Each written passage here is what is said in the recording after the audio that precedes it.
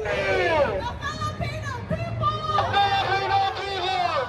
Will fight on! Will fight on! Until we are free of... Until we are free of... Imperialism! Imperialism! Feudalism! Feudalism! Bureaucrat capitalism! Bureaucrat capitalism! And we! The overseas movement! Overseas movement! Will not rest! Will not rest! Until all our homelands! Until all our homelands! Are genuinely free! Are genuinely free! Thank you.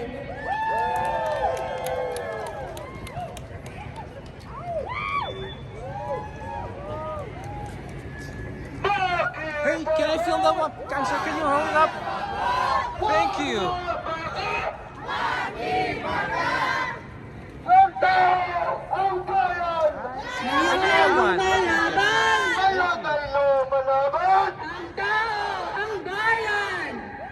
Thank you so much to all of our speakers, and thank you for participating in our action today. We know that the fight for our people is long and it can be a struggle, but we know that we also have each other. So we invite you to join us. Protests like these are happening all across the United States, but especially back home in the Philippines. Just a couple hours ago, a group of progressive youth organizations took to the U.S. Embassy to protest the Balikatan exercises. 6 of those people were arrested, 4 of them were paralegals. They were given no explanation. This is the tactic, the characteristics of fascism. This is the behavior of the Philippine state. Now, while 4 of those people, 4 paralegals were released, we, as Bayan USA Northeast, called for the release of the 2 student activists who took part in the protests.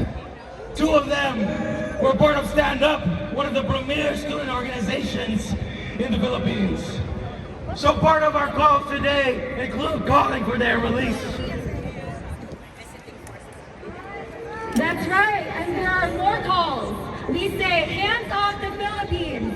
We will not allow the United States to treat the Filipino people as collateral damage like it has done in every single imperialist war of aggression that it has engaged in.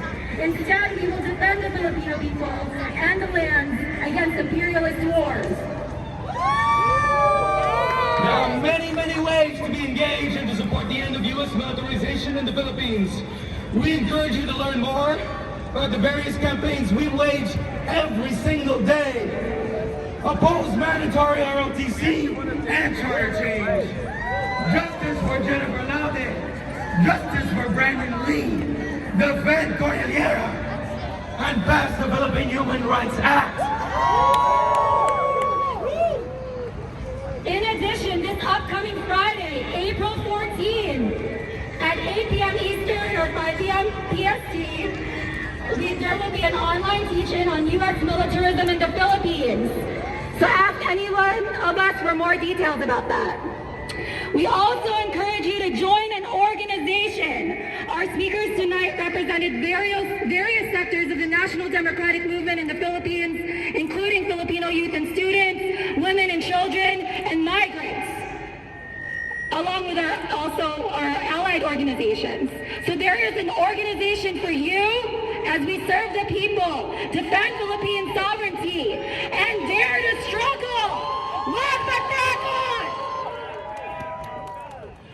So before we go take a picture over there, in front of this part of the recruiting station, we just want to highlight, does this movement end today with this protest? No! It continues onward till victory! No! Until we smash the 3 basic problems of the Philippines: imperialism, feudalism, and bureaucrat capitalism.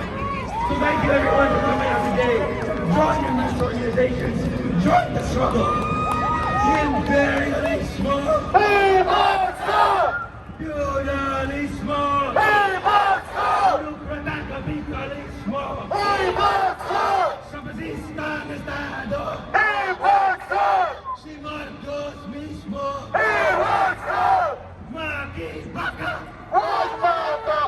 Maraming salamat sa inyo lahat.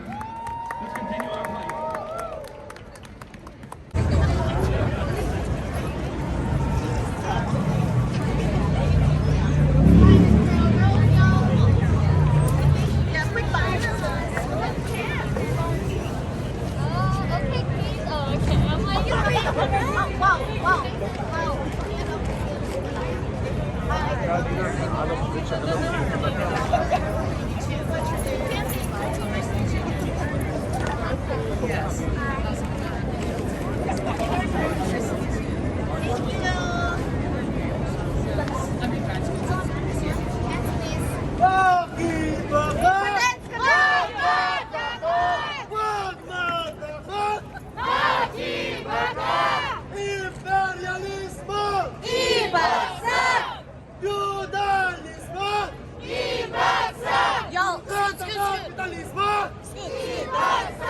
Si Marcos mismo! Look here, look here! Ang bayan! Ngayon ay lumalaban! Ngayon ay lumalaban! Ang tao, ang bayan! The people united! Will never be defeated! El pueblo unido! Jamás será vencido! Pakibagat! It's Jollibee. Pakibagat! Pakibagat! Yo es imperialist! Number one terrorist!